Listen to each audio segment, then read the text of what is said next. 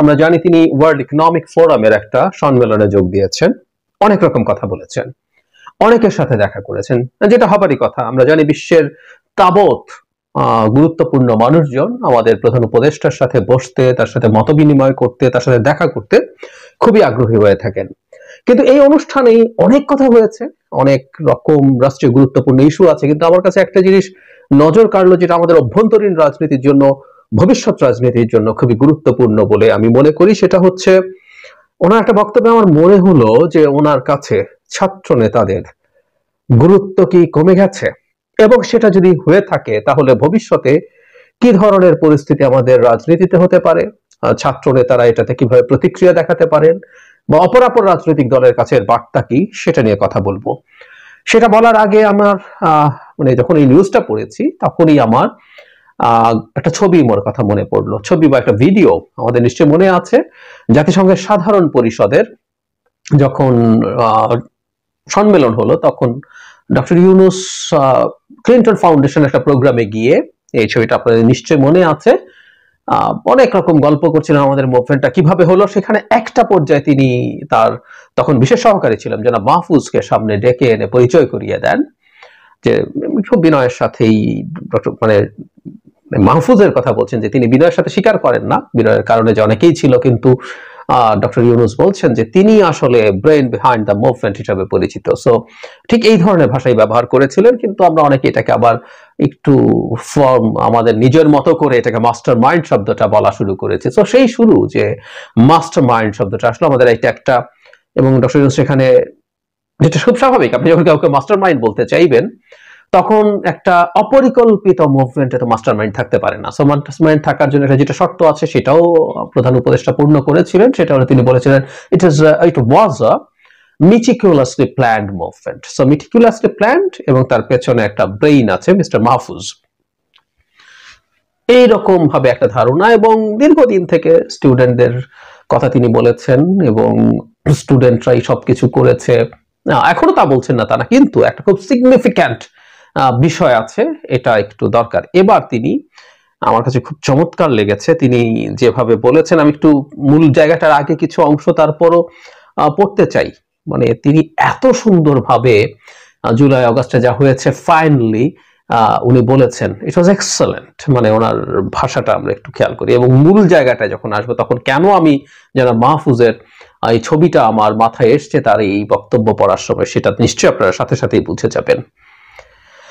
গত বছর জুলাই আগস্টে বাংলাদেশে যখন বৈষম্য বিরোধী আন্দোলন চলছিল, তখন ডক্টর ইউনূস ফ্রান্সে প্যারিস অলিম্পিক নিয়ে ব্যস্ত সময় কাটছিল। সেই সময় প্রসঙ্গ টেনে তিনি বলেন, যখন আমি আমার কাজ করছিলাম বাংলাদেশে কিছু একটা হলো, আমি এমন কিছুর জন্য প্ল্যান করছিলাম না কিংবা প্রস্তুত ছিলাম না, কিন্তু কিছু প্রেক্ষাপটে এমন বাস্তবতা তৈরি করেছে। বাংলাদেশে গত জুলাইয়ে ছাত্র আন্দোলন চলছিল, আন্দোলনের ইস্যু খুবই সাধারণ ছিল, কর্মসংস্থান চাওয়া হচ্ছিল, সবার জন্য সমান সুযোগের দাবি করা হচ্ছিল, চাকরিতে কারো কোনো বিশেষ ব্যবস্থা রাখার বিরুদ্ধে ছিল এই আন্দোলন। সরকার এবং ছাত্রদের মুখোমুখি অবস্থায় একটি কঠিন পরিস্থিতি তৈরি হলো। এই ঘটনা পুরো প্রেক্ষাপট পাল্টে দিল। ছাত্ররা এটিকে চ্যালেঞ্জ হিসাবে নিয়ে এর বিরুদ্ধে দাঁড়িয়ে গেল, অস্ত্রের সামনে নিজেদের বিলিয়ে দিল, কোনো অবস্থাতেই পথ ছেড়ে গেল না। তখন থেকেই তা হয়ে গেল অপ্রতিরোধ্য। তরুণরা সকালবেলা বাড়ি থেকে বের হয়ে আন্দোলনে গেল, নিজেদের কাছ থেকে নিজেরাই বিদায় নিয়ে, হয়তো তারা ফিরে নাও আসতে পারে, এরকম একটা পরিস্থিতি তৈরি হয়েছিল।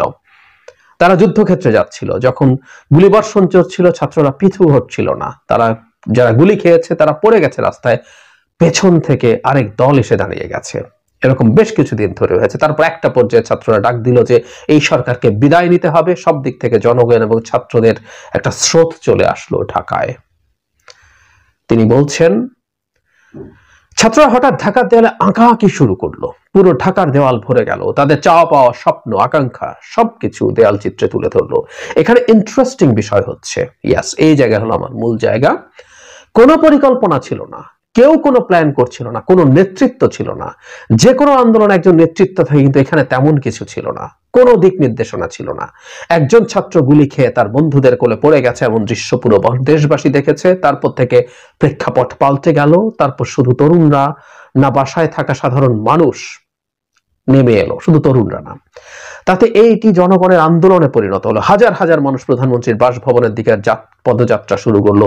সবাই সিদ্ধান্ত নিল যে তাকে আর ক্ষমতায় রাখা যাবে না, 5 আগস্ট তিনি উড়াল দিলেন। আমি জায়গাটা আবার পড়ি, খুব মন দিয়ে শুনুন, এর মধ্যে খুব গুরুত্বপূর্ণ কিছু ইস্যু আছে বা ইঙ্গিত আছে। পুরো ঢাকার দেয়াল ভরে গেল, তাদের চাওয়া পাওয়া স্বপ্ন আকাঙ্ক্ষা সবকিছু দেয়ালে চিত্রে তুলে ধরলো। এখানে ইন্টারেস্টিং বিষয় হচ্ছে এখানে কোনো পরিকল্পনা ছিল না, কেউ কোনো প্ল্যান করছিল না, কোনো নেতৃত্ব ছিল না। যে কোনো আন্দোলনে একজন নেতৃত্ব থাকে, কিন্তু এখানে তেমন কিছু ছিল না, কোনো দিক নির্দেশনা ছিল না।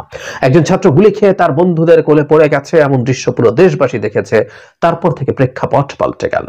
তারপর শুধু তরুণরা না, বাসায় থাকা সাধারণ মানুষজন রাস্তায় নেমে আসলো। আবু সাঈদের মৃত্যু, আমি বহুবার বলেছি, এই মুভমেন্ট মেটিকুলাসলি প্ল্যান্ড, যখন কেউ কেউ বলছেন বা কেউ কেউ নিজেকেও, minister Mahfuz in fact doctor Yunus বলার আগেই তখনও তিনি বিশেষ সহকারী হন। তার একটা ভিডিও পাওয়া যায় যেখানে তিনি প্রকারান্তরে নিজকেই এই সব মুভমেন্টের পেছনে দাবি করেছিলেন। প্রচুর সমালোচনা হলো, এরপর তিনি যে স্ট্যাটাস দিয়েছেন তাতেও ঘুরে ফিরে একই দাবি আসলে ছিল, তিনি এটা করেছেন। তো সেই জায়গায় যদি চিন্তা করি যে এখানে আদতে তা না, আমি বহুবার বলেছি যে আবু সাঈদের এরকম গুলিতে মারা যাওয়া, মারা গেলে কি হতো, অনেকে মারা গেছে, কিন্তু এই যে একটা ভিডিও আছে, ঘটনাচক্র আমরা ভিডিওটা পেয়ে গেলাম।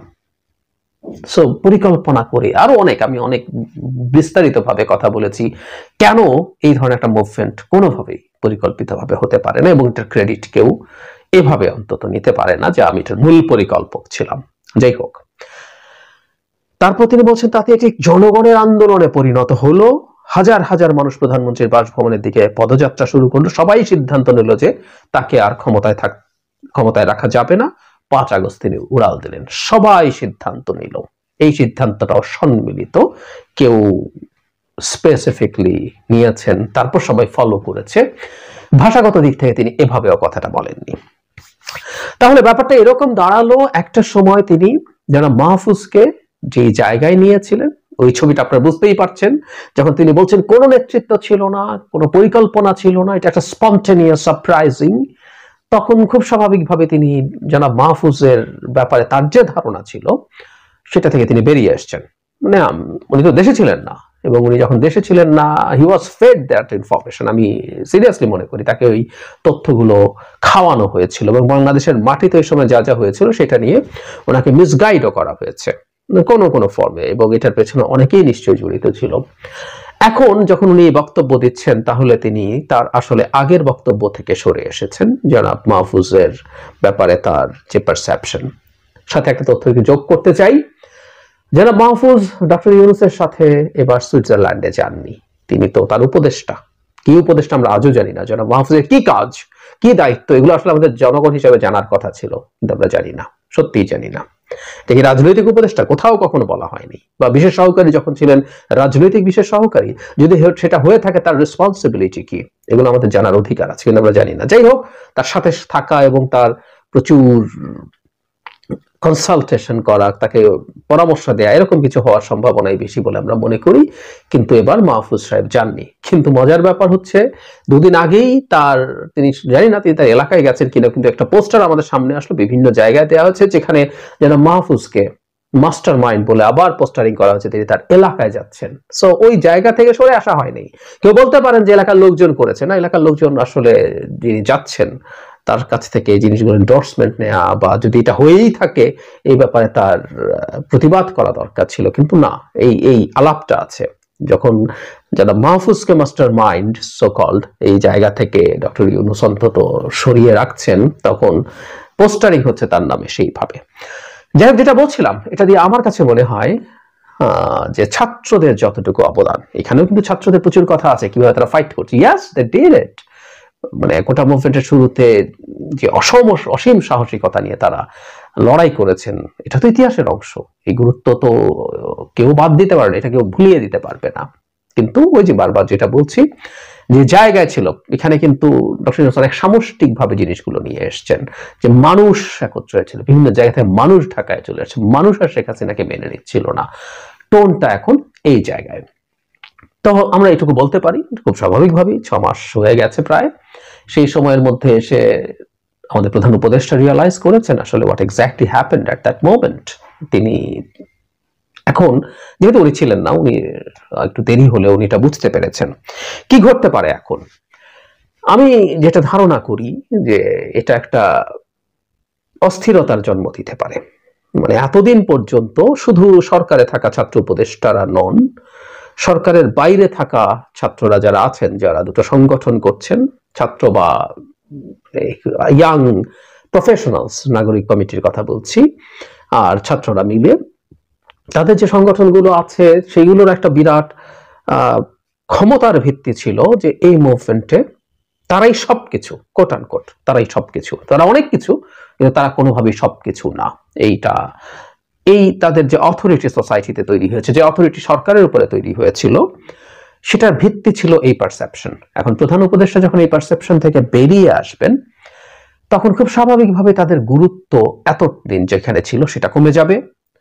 তারা বিভিন্ন জায়গায় সরকারের বা সরকারের বাইরেও ছাত্র সমন্বয়ক পরিচয়টা দেয়া তাদের যে পরিমাণ ক্ষমতা সৃষ্টি করত, সেটা থেকেও তাদের পতন হবে, কমে যাবে, অ্যাটলিস্ট পতন না হলেও। সুতরাং তারা এই ক্ষমতাটা রিগেইন করার চেষ্টা করবেন, এবং সেটা যদি হয় তারা এমন কিছু আচরণ করবেন যেগুলো আসলে তাদের শক্তিমত্তা দেখানোর মতো বলে মনে হবে। তারা বেশ কিছু ক্ষেত্রেই এমন হতে পারে, সরকারের বাইরেও এই ছাত্র উপদেষ্টারা বলতে পারেন, এট দ্য সেম টাইম মাঠে যারা ছাত্ররা আছেন তারাও কোনো না কোনো শক্তি পরীক্ষায় নামতে পারেন অন্যান্য কোনো পক্ষের সাথে, যার মাধ্যমে তারা দেখাতে পারেন যে তারা মাঠেও যথেষ্ট শক্তি রাখেন। কারণ মাঠের ওই শক্তিটা দেখানো না গেলে সরকারের প্রধান এবং অন্যান্য উপদেষ্টা যারা আছেন তারা ছাত্রদেরকে কেন আসলে গুরুত্ব দেবেন। সো এইরকম একটা পরিস্থিতি আছে এবং আমি মনে করি, এবং এইটার ভিত্তিতেই আমার ধারণা, আই মে বি রং, কিন্তু আমার একটা ফার্স্ট ইমপ্রেশন এখন আমি বলবো, জনাব নাহিদ যেভাবে কথা বলেছেন মির্জা ফখরুল ইসলাম আলমগীরের বক্তব্যের রিয়াকশনে, ইনফ্যাক্ট তিনি আবারও কথা বলেছেন এটার বক্তব্য ক্লিয়ার করার জন্য, আবারও, মানে শুধু স্টেটাস না, তিনি বিবিসিতে আবারও কথা বলেছেন, আমি আলাদাভাবে কথা বলতে চাই। তো এই বলাটা আসলে আমি মনে করি যে তারা তাদের ভেতরকার একটি ইনসিকিউরিটি সেটার ভিত্তিতে করছেন। আমি গতকালই একটা ভিডিওতে বলেছিলাম স্পষ্টভাবে, মির্জা ফখরুল ইসলাম আলমগীরের বক্তব্যের জবাবে কি বলা হবে এটা আসলে একটা ক্যাবিনেট মিটিং এর মাধ্যমে সিদ্ধান্ত নিয়ে সেভাবে বলার কথা ছিল, এবং সেটা জনাব নাহিদ বা জনাব আসিফদের রিয়াক্ট করার কথা ছিল না। এটা সরকারের প্রয়োজনে প্রেস উইং থেকে যাবে বা অন্য কোনো উপদেষ্টা এটা ব্রিফ করবেন, এমনই হওয়ার কথা ছিল, কিন্তু না, তারা এটা স্পন্টেনিয়াসলি করেছেন। আমি মনে করি এটা ডক্টর ইউনূসের কাছে ছাত্র উপদেষ্টাদের গুরুত্ব কমছে, এই ধরনের একটা পারসেপশন থেকে, তাদের ফিলিং অফ ইনসিকিউরিটি থেকে হচ্ছে। সো তারা এরকম অটোনোমাসলি আরো কাজ আমরা হয়তো সামনে দেখব, এবং মাঠেও তাদের বিভিন্ন ধরনের কর্মকাণ্ড দেখব যেটা তাদের শক্তি তারা প্রমাণ করতে চাইছেন।